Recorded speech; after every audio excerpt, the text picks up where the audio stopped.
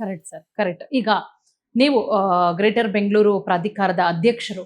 ಬೆಂಗಳೂರಿನಲ್ಲಿ ಮತ್ತಷ್ಟು ಜೆಡಿಎಸ್ ಪಕ್ಷವನ್ನ ಬಲಪಡಿಸುವಂತಹ ನಿಟ್ಟಿನಲ್ಲಿ ಯಾವ ರೀತಿ ಕೆಲಸಗಳು ಆಗ್ತಾ ಇದೆ? ಯಾಕಂದ್ರೆ ನಾವು ಗಮನಿಸ್ತಾ ಇದ್ದೀವಿ ಇತ್ತೀಚಿನ ಜೆಡಿಎಸ್ ನ ಬೆಳವಣಿಗೆ ಯಾವ ರೀತಿ ಇದೆ ಅಂತ ಹೇಳಿ. ಅಭೂತಪೂರ್ವವಾದಂತಹ ಬೆಂಬಲ. ಕಾರ್ಯಕ್ರಮದ ಆರಂಭದಲ್ಲಿ ನೀವು ಹೇಳಿದ್ರಿ, ಬೆಂಗಳೂರಲ್ಲಿ ಮೊನ್ನೆ ಮಾಡಿದಂತಹ ಒಂದು ಸಮಾವೇಶ, 2-3 ಲಕ್ಷ ಜನ ಸೇರಿದ್ರು ಸಮಾವೇಶದಲ್ಲಿ. ಪ್ರತಿಯೊಬ್ಬರ ಕೂಗು ಒಂದೇ, ಮುಂದಿನ ಮುಖ್ಯಮಂತ್ರಿ ಕುಮಾರಣ್ಣ ಆಗಬೇಕು ಅಂತ ಹೇಳಿ. ಬೆಂಗಳೂರು ಭಾಗದಲ್ಲಿ ಜೆಡಿಎಸ್ ಬಲಪಡಿಸುವ ನಿಟ್ಟಿನಲ್ಲಿ ಯಾವ ರೀತಿ ನಡೀತಾ ಇದೆ ಸರ್ ಕೆಲಸ? ಮೇಡಮ್, ಈಗಾಗಲೇ ನಾನು ಬೆಂಗಳೂರು ನಗರದಲ್ಲಿ ನಾನು ಹಿಂದೆನೂ ಸಹ ಬೃಹತ್ ಬೆಂಗಳೂರು ಮಹಾನಗರ ಪಾಲಿಕೆ ಇತ್ತು, ಅದರ ಅಧ್ಯಕ್ಷನಾಗಿ ನಾನು 3 ವರ್ಷ ಪೂರೈಸಿದ್ದೆ. ಅದಾದ ನಂತರ ಈಗೇನು ಗ್ರೇಟರ್ ಬೆಂಗಳೂರು ಆಗಿದೆ, ಈಗ 5 ಭಾಗಕ್ಕೆ 5 ಜನ ಅಧ್ಯಕ್ಷಗಳು ನೇಮಕ ಮಾಡಿದ್ದಾರೆ. ಮತ್ತೆ ನಾನು ಮತ್ತೆ ಗ್ರೇಟರ್ ಬೆಂಗಳೂರಿಗೆ ನನ್ಗೇನು ಅಧ್ಯಕ್ಷ ಆಗಿ ನನಗೆ ಕೆಲಸ ಮಾಡ್ಲಿಕ್ಕೆ ಏನು ಪಕ್ಷ ಅವಕಾಶ ಮಾಡಿಕೊಟ್ಟಿದೆ. ಪೂಜ್ಯ ದೇವೇಗೌಡರು ಸಾಹೇಬರು, ಕುಮಾರಣ್ಣ ಈಗಾಗಲೇ ನಮಗೆ ಸೂಚನೆಯನ್ನು ಕೊಟ್ಟಿದ್ದಾರೆ. ಬೆಂಗಳೂರು ನಗರದಲ್ಲಿ 28 ವಿಧಾನಸಭಾ ಕ್ಷೇತ್ರದಲ್ಲೂ ಸಹ ಪಕ್ಷ ಸಂಘಟನೆ ಆಗ್ಬೇಕು.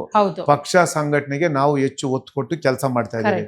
ಅದು ನಾನು 28 ವಿಧಾನಸಭಾ ಕ್ಷೇತ್ರದ ಅಧ್ಯಕ್ಷಗಳು ಸುಮಾರು ಏನೀಗ ಈ ಸರ್ಕಾರ ಬಂದ ಮೇಲೆ 369 ವಾರ್ಡ್ ಮಾಡಿದ್ದಾರೆ.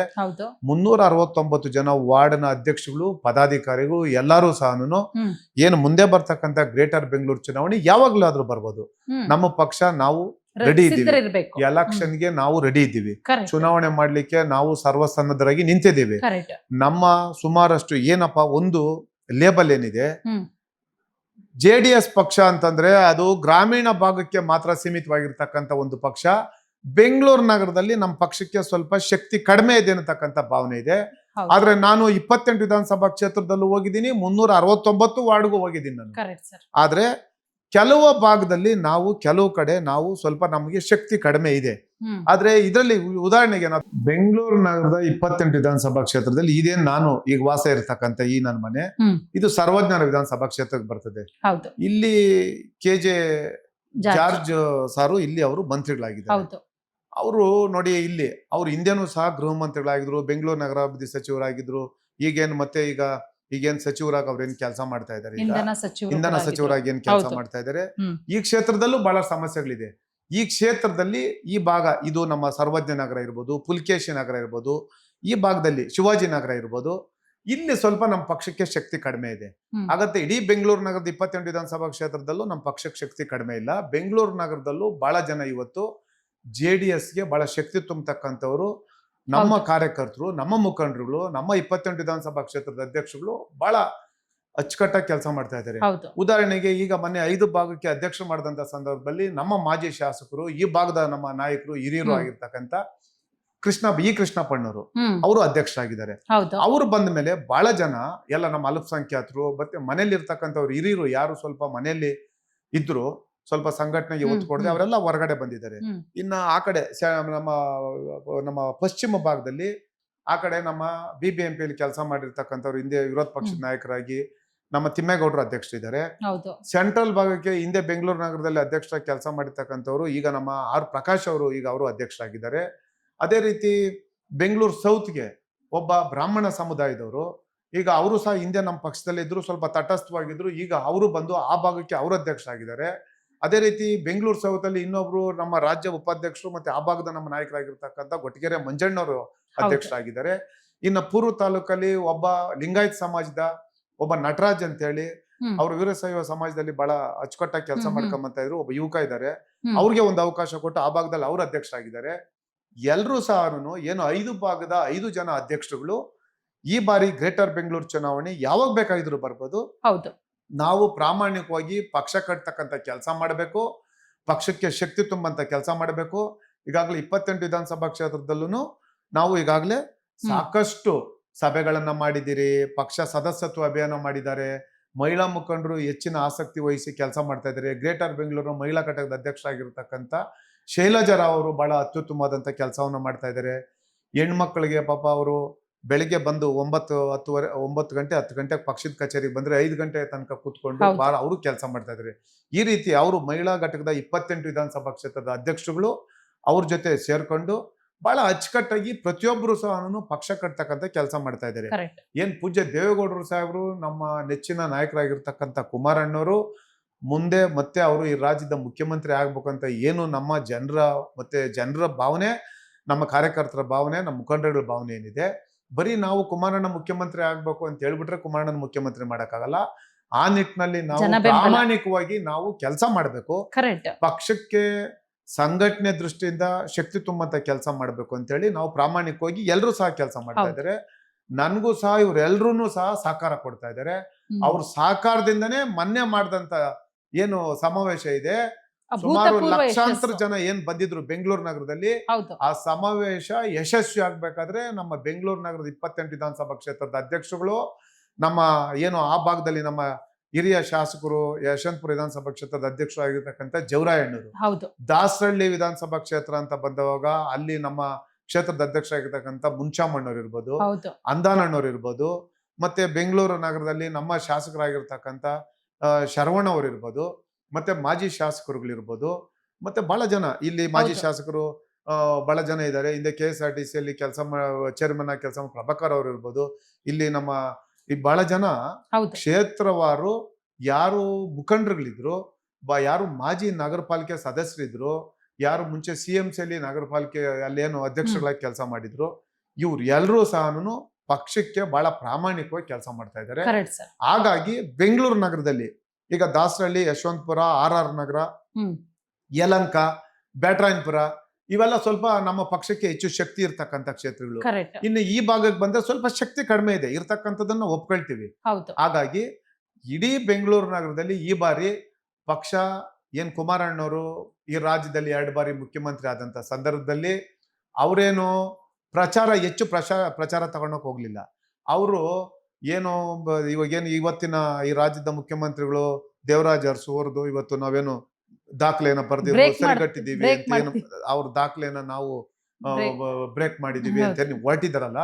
ಆದ್ರೆ ಕುಮಾರಣ್ಣವರು ಅವ್ರಿಗೆ ಸಿಕ್ಕಂತ ಅವಕಾಶ ಅಲ್ಪಾವಧಿ ಅವಕಾಶ, ಆದ್ರೆ ಅವರು ರಾಜ್ಯದ ಅಭಿವೃದ್ಧಿಗೋಸ್ಕರ, ಅವರು ಪಾಪ್ಯುಲಾರಿಟಿಗೋಸ್ಕರ ಕೆಲಸ ಮಾಡ್ಲಿಲ್ಲ. ರಾಜ್ಯದ ಶ್ರೀಸಾಮಾನ್ಯ ಇರ್ಬೋದು, ಇವತ್ತು ನೀವು ಯಾವುದೇ ಒಂದು ಮನೆಗೆ ಹೋಗಿ ಪಕ್ಷಾತೀತವಾಗಿ ಕುಮಾರಸ್ವಾಮಿ ಅವರ ಹೆಸರು ಹೇಳ್ತಾರೆ ಜನ ಅಂತ ಈ ರಾಜ್ಯದಲ್ಲಿ ಏನಪ್ಪಾ ಆಗಿದೆ ಅಂತಂದ್ರೆ, ಮೇಡಮ್ ಏನಾಗಿದೆ ಈ ರಾಜ್ಯದಲ್ಲಿ ಏನಾದ್ರು ಮುಖ್ಯಮಂತ್ರಿಗೆ ಏನಾದ್ರು ಮತ ಹಾಕ್ಬಿಟ್ಟು ಮುಖ್ಯಮಂತ್ರಿ ಹಾಗೆ ಎಲೆಕ್ಟ್ ಆಗೋದಾದ್ರೆ, ರಾಜ್ಯದ ಶಾಸಕರು ಮುಖ್ಯಮಂತ್ರಿ ಏನಾದ್ರು ಎಲೆಕ್ಟ್ ಮಾಡೋದು ಬೇಡ, ರಾಜ್ಯದ ಜನ ಮುಖ್ಯಮಂತ್ರಿ ಏನಾದ್ರು ಎಲೆಕ್ಟ್ ಮಾಡ್ಬೇಕಂತಿದ್ರೆ ಕುಮಾರಣ್ಣವ್ರನ್ನ ಏನಾದ್ರು ಆ ರೀತಿ ಚುನಾವಣೆ ನಿಂತುಬಿಟ್ರೆ 100ಕ್ಕೆ 100 ಅವರೇ ಮುಖ್ಯಮಂತ್ರಿ.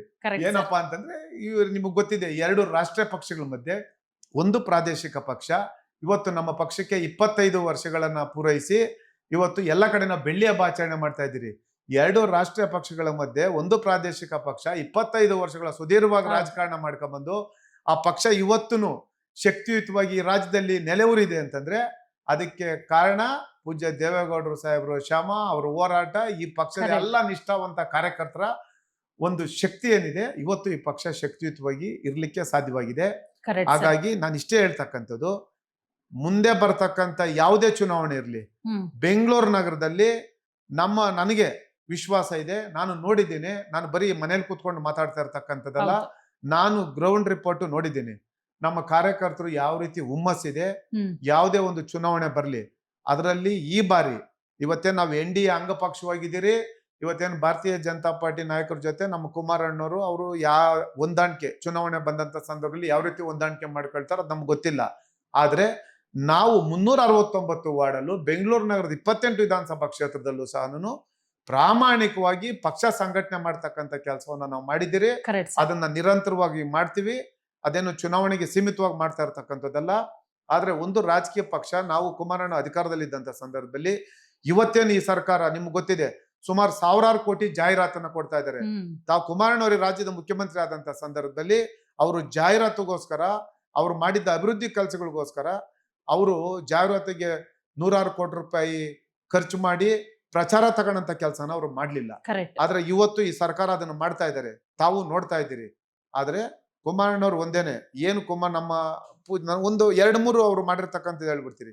ಅವ್ರು 2 ಬಾರಿ ಮುಖ್ಯಮಂತ್ರಿ ಆದಂತ ಸಂದರ್ಭದಲ್ಲಿ ಒಂದು ಈ ರಾಜ್ಯದ ಹೆಣ್ಣು ಮಕ್ಕಳು ಅವರು ಏನಾದ್ರು ಅವ್ರ ಮುಂದೆ ಹೋಗಿ ಕಣ್ಣೀರು ಹಾಕೊಂಡು ಇವತ್ತು ನಮ್ಮ ಕುಟುಂಬಗಳು ಇವತ್ತು ಈ ರೀತಿ ತೊಂದರೆನ ಅನುಭವಿಸ್ತಾ ಇದೆ. ಯಾವ ರೀತಿ ತೊಂದರೆ ಅಂತಂದವಾಗ ಈಗ ಸಾರಾಯಿಂದ ನಮ್ಮ ಕುಟುಂಬಗಳು ಬೀದಿ ಪಾಲಾಗ್ತಾ ಇದೆ. ಅದೇ ರೀತಿ ಲಾಟ್ರಿ, ಇವತ್ತು ಆಟೋ ಚಾಲಕರು, ಟೆಂಪೋ ಚಾಲಕರು ಅವ್ರೇನಾದ್ರೂ ಬೆಳಿಗ್ಗೆಯಿಂದ ಸಾಯಂಕಾಲ ತನಕ ಕೆಲಸ ಮಾಡಿ ಆ ಸಿಂಗಲ್ ನಂಬರ್ ಲಾಟ್ರಿಯಿಂದ ಅವ್ರ ಕುಟುಂಬಗಳು ಹಾಳಾಗ್ತಾ ಇದ್ವು. ಕರೆಕ್ಟ್. ಇವೆಲ್ಲವನ್ನ ಗ್ರಾಮ ಮನಗಂಡಂತ ವಾಸ್ತವ್ಯ ಕುಮಾರಣ್ಣವರು ಗ್ರಾಮ ವಾಸ್ತವ್ಯಕ್ಕೆ ಹೋದಂತ ಸಂದರ್ಭದಲ್ಲಿ ಜನ ಅವರು ಎಂತ ಅಳಲು ಅದ್ಭುತವಾದಂತ ತೋಡ್ಕೊಂಡಂತ ಕಾರ್ಯಕ್ರಮ ಸಂದರ್ಭದಲ್ಲಿ ಅದು. ಹೌದು. ಅವರ ಅಳಲು ತೋಡ್ಕೊಂಡಂತ ಸಂದರ್ಭದಲ್ಲಿ ಅವರು ಕೂಡ್ಲೆ ತೀರ್ಮಾನ ಮಾಡಿದ್ರು, ಇದರಿಂದ ಸರ್ಕಾರಕ್ಕೆ ಎಷ್ಟೇ ಆದಿಕ ಬರ್ಲಿ, ಹೌದು. ಇದು ರಾಜ್ಯದ ಏನು ಜನರಿಗೆ ಇದರಿಂದ ತೊಂದರೆ ಆಗ್ತಾ ಇದೆ, ಕುಟುಂಬಗಳು ಬೀದಿ ಪಾಲಾಗ್ತವೆ ಅಂತೇಳಿ ಸಾರಾ ನಿಷೇಧ ಮಾಡಿದ್ರು, ಹೌದು. ಲಾಟ್ರಿ ನಿಷೇಧ ಮಾಡಿದ್ರು, ಹೆಣ್ಮಕ್ಳಿಗೆ ಸೈಕಲ್ ಕೊಡ್ತಕ್ಕಂತ ಕಾರ್ಯಕ್ರಮ ಮಾಡಿದ್ರು. ಇವೆಲ್ಲವನ್ನು ಸಹ ತೀರ್ಮಾನ ಮಾಡತಕ್ಕಂಥವ್ರು ಕುಮಾರಣ್ಣವರು. ಹೌದು. 2ನೇ ಬಾರಿ ಮುಖ್ಯಮಂತ್ರಿ ಆದಂತ ಸಂದರ್ಭದಲ್ಲಿ ಈ ದೇಶದ ಬೆನ್ನೆಲುಬು ರೈತ, ಈ ದೇಶದ ಬೆನ್ನೆಲುಬು ರೈತ ಅಂತಕ್ಕಂಥ ಮಾತನ್ನ ಬರೀ ನಾವು ಬಾಯಿ ಮಾತಿಗೆ ಹೇಳ್ತಕ್ಕಂಥದ್ದು, ಬರೀ ಪ್ರಚಾರಕ್ಕೆ ಮಾಡ್ತಕ್ಕಂಥದ್ದಲ್ಲ. ರೈತರು ಈ ರಾಜ್ಯದಲ್ಲಿ ಬಹಳ ಜನ ಇವತ್ತು ಅವರು ಕಷ್ಟ ನೋಡ್ತಾ ಇದ್ದೀರಿ, ತೀರ್ಕೊಂಡ್ರು ಬಹಳ ಜನ. ಹೌದು. ರೈತರು ನೇಣಿಗೆ ಶರಣಾದಂತ ಸಂದರ್ಭದಲ್ಲಿ ಅವ್ರೊಂದು ಮಾತನ್ನ ಹೇಳಿದ್ರು. ಅವತ್ತೂ ಅವ್ರು ಅಧಿಕಾರದಲ್ಲಿ ಇಲ್ಲದೆ ಇದ್ರು ರೈತ ಕುಟುಂಬಗಳಿಗೆ ಅವರು ವೈಯಕ್ತಿಕವಾಗಿ ಸಹಾಯ ಮಾಡಿದ್ರು. 50,000 ರೂಪಾಯಿ ಎಲ್ಲ ಕೊಟ್ಟಿರ್ತಕ್ಕಂಥದ್ದು ತಾವೆಲ್ಲ ನೋಡಿದಿರಿ. ಅದಾದ ನಂತರ 2ನೇ ಬಾರಿ ರಾಜ್ಯದಲ್ಲಿ ಮುಖ್ಯಮಂತ್ರಿ ಆದಂತ ಸಂದರ್ಭದಲ್ಲಿ 25,000 ಕೋಟಿಗೂ ಹೆಚ್ಚು ಸಾಲವನ್ನ ಮನ್ನಾ ಮಾಡತಕ್ಕಂತ ಕೀರ್ತಿ ಈ ರಾಜ್ಯದಲ್ಲಿ ಯಾರಾದ್ರೂ ಒಬ್ಬ ಮುಖ್ಯಮಂತ್ರಿಗೆ ಹೋಗ್ಬೇಕು ಅಂತಂದ್ರೆ ಅದು ಕುಮಾರಣ್ಣವ್ರಿಗೆ ಹೋಗ್ಬೇಕು. ನಮ್ಮ ಪಕ್ಷದ ನಾಯಕರು ಅಂತ ನಾವು ಮಾತಾಡ್ತಾ ಇರೋದಲ್ಲ.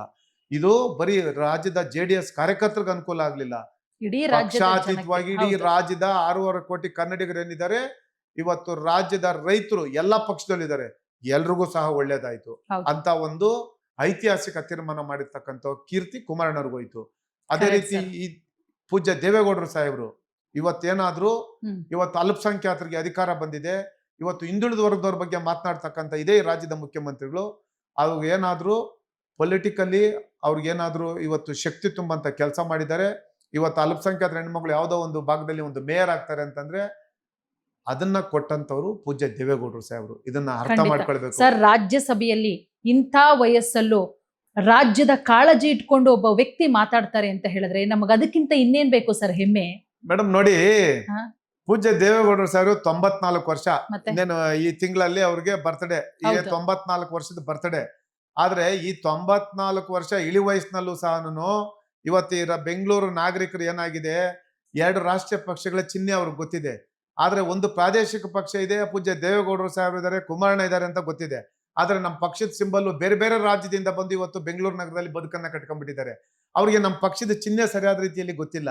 ಅದಕ್ಕೆ ಈಗ ನಾವು ಹೇಳಿದ್ರೆ ಅದಕ್ಕೊಂದು ಅಭಿಯಾನ ಮಾಡ್ತಾ ಇದ್ವಿ. ಬೆಂಗಳೂರು ನಗರದಲ್ಲಿ ನಮ್ಮ ಪಕ್ಷದ ಚಿಹ್ನೆ, ನಮ್ಮ ಪಕ್ಷ ಅಧಿಕಾರದಲ್ಲಿ ಇದ್ದಂತ ಸಂದರ್ಭದಲ್ಲಿ ಎಷ್ಟೆಲ್ಲ ಕೊಡುಗೆಗಳ ಬೆಂಗಳೂರು ನಗರ ಕೊಟ್ರು ಅಂತೇಳಿ ಸುಮ್ಮನೆ ಬೊಬ್ಬೆ ಹೊಡಿತಾರಲ್ಲ. ಬೆಂಗಳೂರು ನಗರದಲ್ಲಿ ಇವತ್ತು ಅಭಿವೃದ್ಧಿಗೆ ಫ್ಲೈಓವರ್ಗಳು ಮಾಡಿದ್ಯಾರು? ಕುಮಾರಣ್ಣವರು, ಪೂಜ್ಯ ದೇವೇಗೌಡರು ಸಾಹೇಬರು. ಕುಮಾರಣ್ಣವ್ರು ರಾಜ್ಯದ ಮುಖ್ಯಮಂತ್ರಿ ಆದಂತ ಸಂದರ್ಭ ಇವತ್ತೇನೋ ಟ್ರಾಫಿಕ್ ಅಂತ ನಾವೇನು ಬಾಯಿ ಬಡ್ಕೊಳ್ತಾ ಇದೀವಿ. ಮೆಟ್ರೋಗೆ ಅವತ್ತು ಅಡಿಗಲ್ ಹಾಕಿದ್ದು ಅವತ್ತಿನ ಪ್ರಧಾನಮಂತ್ರಿ ಕರ್ಕೊಂಡ್ಬಂದು ಕುಮಾರಣ್ಣವರು. ಪೂಜ್ಯ ದೇವೇಗೌಡರು ಸಾಹೇಬರು ಇವತ್ತು ಏನು ಈ ಅಲ್ಪಸಂಖ್ಯಾತರು, ಹಿಂದುಳಿದ ವರ್ಗದವರು, ಇವ್ರಿಗೆಲ್ಲಾನು ರಾಜಕೀಯವಾಗಿ ಶಕ್ತಿ ತುಂಬಂತ ಕೆಲಸ ಮಾಡಿದ್ದು ಪೂಜ್ಯ ದೇವೇಗೌಡರು ಸಾಹೇಬರು. ಈ ದೇಶದ ಪ್ರಧಾನಮಂತ್ರಿ ಆದಂತ ಸಂದರ್ಭದಲ್ಲಿ ಇವತ್ತೇನಾದ್ರೂ ಕಾವೇರಿ ನೀರು ಕುಡಿತಾ ಇದಾರೆ ಬೆಂಗಳೂರು ನಗರದ ನಾಗರಿಕರು ಅಂತಂದ್ರೆ ಅದರದ ಕೊಡುಗೆ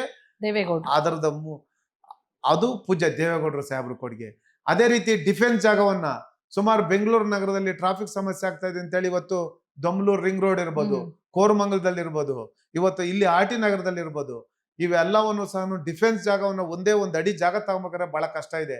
ಅಂತ ಡಿಫೆನ್ಸ್ ಜಾಗವನ್ನ ಇಡೀ ಇತಿಹಾಸದಲ್ಲಿ ಯಾರಾದ್ರೂ ಒಬ್ರು ತಗೊಂಡು ಅದನ್ನ ಸಾರ್ವಜನಿಕರಿಗೆ ಮುಡಿಪಿಟ್ರು ಅಂತಂದ್ರೆ ಅದು ಪೂಜ್ಯ ದೇವೇಗೌಡರು ಸಾಹೇಬ್ರ ಕೊಡುಗೆ.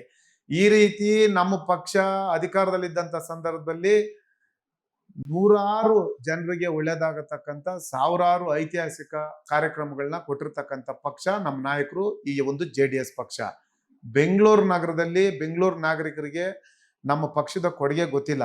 ಅದಕ್ಕೆ ಈಗ ನಾವು ತೀರ್ಮಾನ ಮಾಡಿದಿರಿ, ಬೆಂಗಳೂರು ನಗರಕ್ಕೆ ನಮ್ಮ ಪಕ್ಷ ಅಧಿಕಾರದಲ್ಲಿದ್ದಂತ ಸಂದರ್ಭದಲ್ಲಿ ನಮ್ಮ ನಾಯಕರುಗಳು ಏನೆಲ್ಲ ಅಭಿವೃದ್ಧಿಗೆ ಒತ್ತು ಕೊಟ್ರು ಅಂತೇಳಿ ಅದನ್ನ ಈಗಾಗಲೇ ನಮ್ಮ ನಿಖಿಲ್ ಕುಮಾರಣ್ಣವ್ರು ಈಗಾಗಲೇ ಅವರು ಒಂದು ಪಾಂಪ್ಲೆಟ್ ಅನ್ನ ಮಾಡ್ಬೇಕು ಅಂತ ಹೇಳಿ ಪಾಂಪ್ಲೆಟ್ ಅನ್ನ ಮಾಡಿ ಅದನ್ನ ಪ್ರತಿ ಮನೆಗೂ ಸಹ ತಲುಪಿಸಂತ ಕೆಲಸ ಮಾಡ್ಬೇಕು ಅಂತ ಹೇಳಿ ಈಗ ಅದನ್ನ ನಾವು ಆ ಒಂದು ಕಾರ್ಯಕ್ರಮ ಹಾಕೊಂಡಿದ್ವಿ. ಅದನ್ನ ನಾವು ನೆಕ್ಸ್ಟ್ ಮಂತ್ ಇಂದ ಮಾಡ್ತಾ ಇದೀವಿ.